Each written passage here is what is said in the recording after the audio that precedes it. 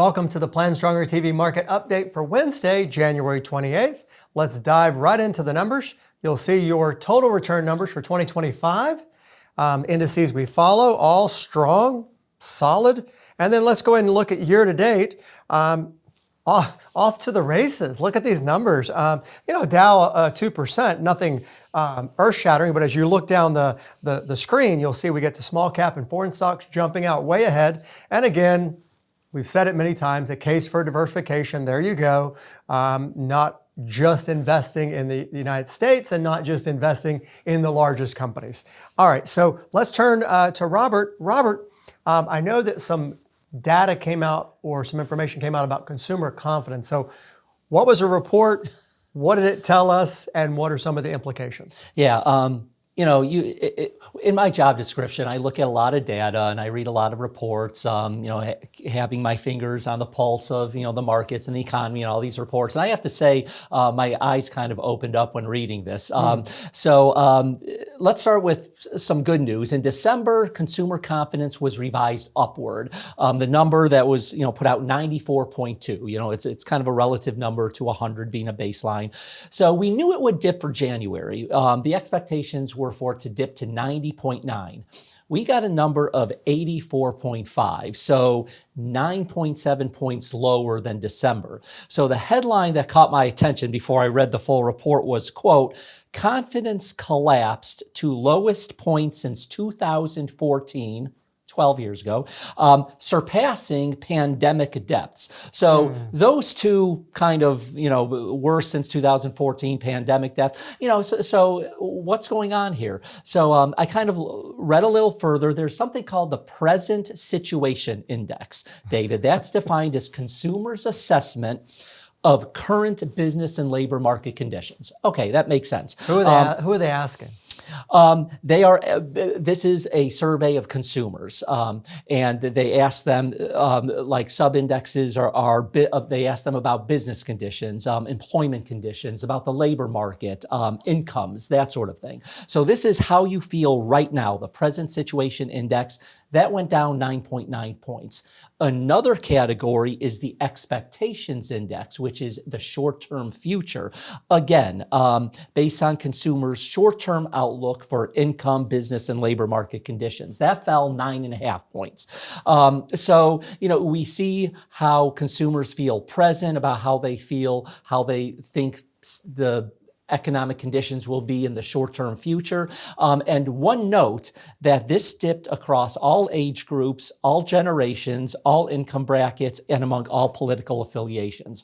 So we look at this report, which by the way is a soft, it's a feeling, it's just expectations. So we consider that a soft economic indicator. But we look at that report and things aren't gloomy for the consumer. Where's the report from? Who issues it? Excellent question. So this is the Conference Board. And what the Conference Board is, it's a small group of individuals. It's a member-driven think tank founded in 1916. And they are, according to them, nonpartisan, not-for-profit entity holding 501c3 tax-exempt status in the United States. So they've been around a while, and this is one of the reports that people look at. But again, this is one report, but pretty broad.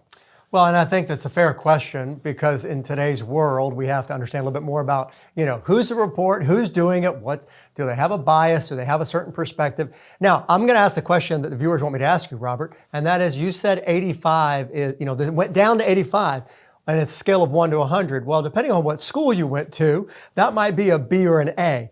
That still doesn't sound like the market, the economy is careening and going off a cliff. Absolutely not, because let's look at some silver linings. So let's say demand is softening and people are pulling back. They're worried about the future. When you're pulling back on demand, that does not put upward pressure on prices. So inflation expectations should be lower and actually are coming down. Short term, they've risen a little, but midterm, they're still coming down.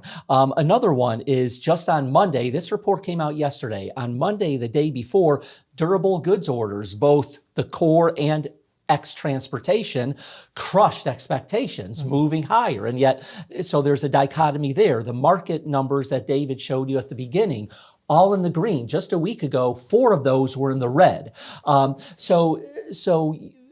And I just have to add one more thing, David. When we talk about consumer confidence and we say it's a soft economic indicator, yes, it can impact future purchasing and spending, but at the same time, we've also noted within the last month or two that hard economic data can change those expectations. And because we had a bad November for the stock market, but December, a lot of good data came out.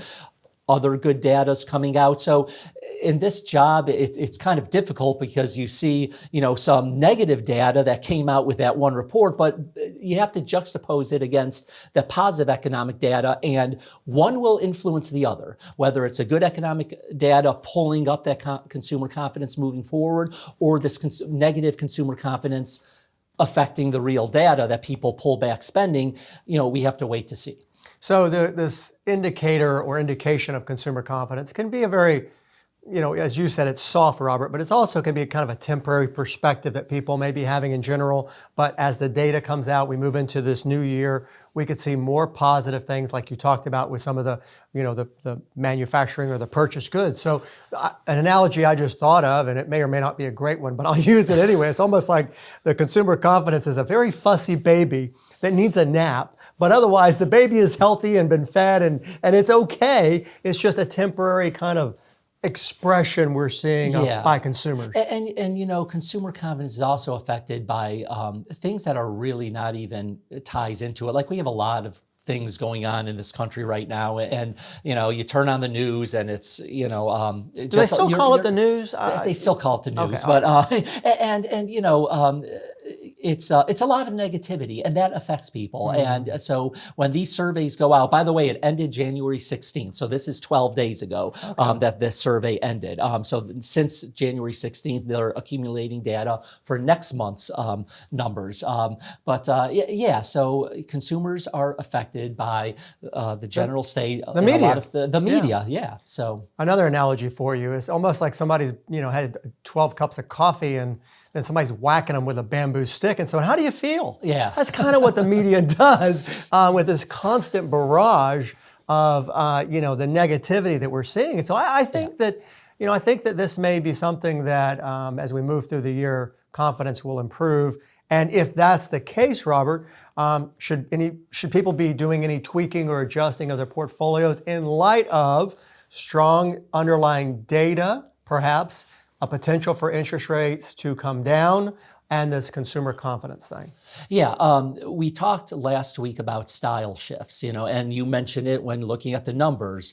Non-U.S. stocks, small caps. The NASDAQ is up 2.5%. Last week it was down a little, but they're definitely not number one. So what I'm reading a lot with other professionals in the financial industry, they're not saying get out of growth because U.S. growth has just been so, the Magnificent Seven, they have the cash flow, they have the economies of scale. You don't want to discount them, stay invested in them, but at the same time, if you're 100% U.S. growth, maybe cut back a little bit, diversify, non-U.S. emerging markets, still very promising in the year ahead, small caps, mid caps, value versus growth.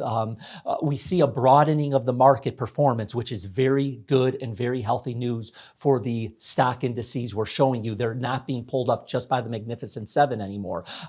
So a lot of good news in that respect. So, to come full circle to answer your question, David, diversify, don't discount U.S. large cap growth. You don't want to do that, but at the same time, that's not all you want to be invested in. Right. Well put, Robert. And for our clients who are hearing Robert describe that, we're already doing that, okay? So this is something, hey, let me call my advisor and say, oh, will you do what Robert said? We're already doing this. And what we're sharing with you is these are things, when you look at how the market is responding and some of the economic data, that we need to make sure that we look at how we're diversified and we're not taking a silo, singular, one-dimensional approach to our investing.